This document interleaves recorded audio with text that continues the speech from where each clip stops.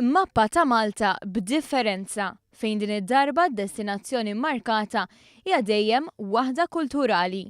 Dan fuq inizjattiva tal-Fondazzjoni Valletta 2018.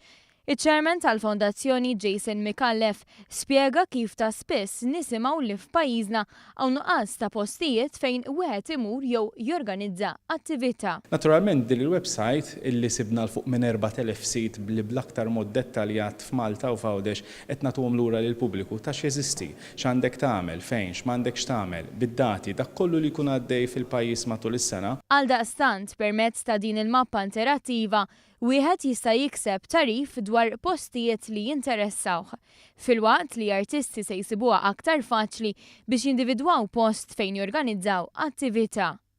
Maria Attart, direttur fih dan l-Università ta' Malta, spjegat kif il-proċess biex seta' jsir is-sit www.culturemapmalta.com dam sena u konsista minn individwi li marru fuq il-post u tkellmu man-nies tal-lokal.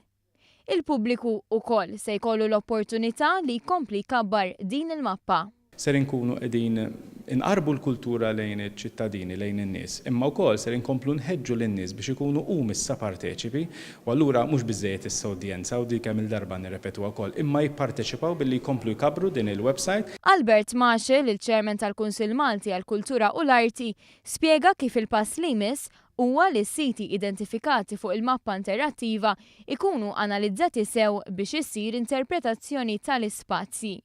Tabbar ukoll li f'Ottubru li ġej se jsir konferenza internazzjonali f'pajjiżna bilan li jinħoloq netwerk ta' mepjar fir-reġjun Ewropew u Mediterran.